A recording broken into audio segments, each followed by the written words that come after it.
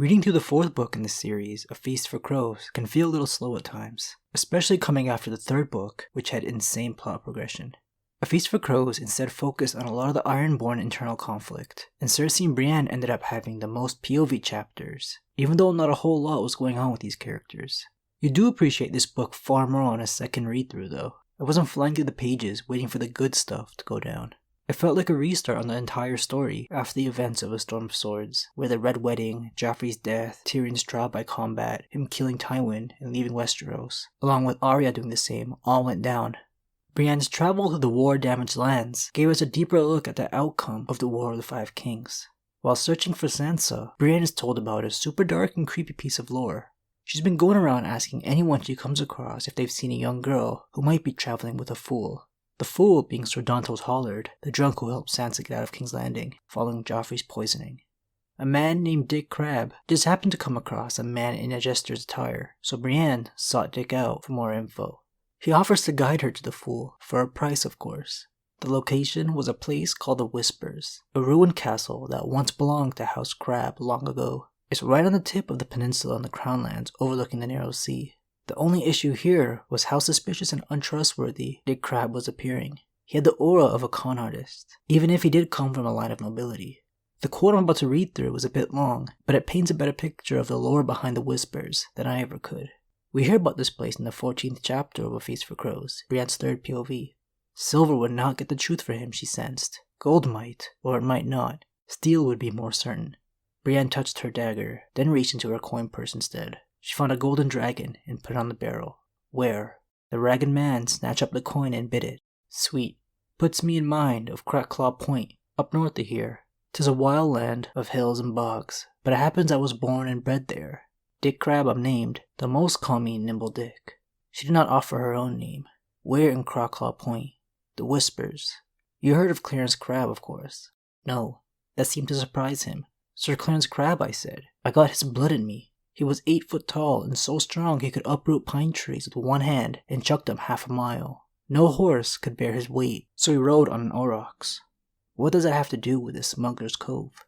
His wife was a woods witch. Whenever Sir Clarence killed a man, he'd fetch his head back home and his wife would kiss on the lips and bring it back to life. Lords they were, and wizards, and famous knights, and pirates. One was King of Duskendale. They gave old Crabb good counsel. Being they were just heads, they couldn't talk real loud, but they never shut up neither. When you're a head, talking's all you got to pass the day. So Crabb's Keep got named the Whispers. Still is, though it's been a ruin for 1,000 years. A lonely place, the Whispers. The man walked the coin deftly across his knuckles. 1 dragon by himself gets lonely. 10 now. So yeah, Dick's an awful person. George Martin gave him that name for a good reason. It's clear his house has fallen to ruin like their castle. The only time we get mention of House Crabb is when discussing what houses sided with what king. No member notably stands out in the story's history, though some distant relatives have served the Kingsguard. Dick is far from that crop, however. He spends his time drinking in a horribly kept tavern. His clothes are ruined, and his only protection being a rusted helm and a nicked dagger. The keen-eyed Brienne believes he may have been a war deserter, and from the way he tries to extort more gold from the desperate Brienne, it's clear he doesn't have much. He even tried to rob her on the way to the Whispers, but she was prepared for that. She had her guard on high, but the skinny and impoverished Dick Crabb wasn't much of a threat to one of the best fighters in the Seven Kingdoms, who has a Valyrian steel sword to match her talents. His cool and interesting story about his family's former home introduces a new type of necromancy to the story, if his tale can be believed. That magic that can make decapitated heads talk is definitely new. Yeah, take it away, Ernie. It's going to be a bumpy ride.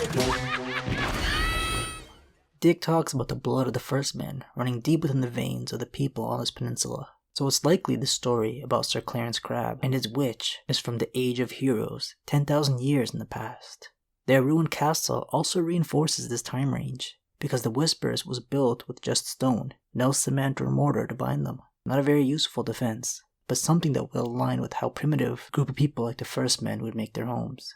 Dick filled Brienne's ears with more stories about the region, and some pretty funny lines here and there, before they finally made it to their destination.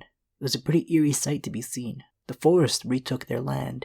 Weeds, vines, and poison ivy surrounded and intertwined within the ruined castle. There was even a young weirwood tree, which is surprising considering almost everyone we've seen up until this point had been described as ancient. Dick tried spooking her by saying you can still hear the heads whispering to each other to this day. Go on, my lady, urged Nimble Dick behind. What are you waiting for? Old Crab has been dead 1,000 years. What was she waiting for? Brienne told herself that she was being foolish. That sound was just the sea, echoing endlessly through the caverns beneath the castle, rising and falling with each wave. It did sound like whispering, though, and for a moment she could almost see the heads sitting on their shelves and muttering to one another.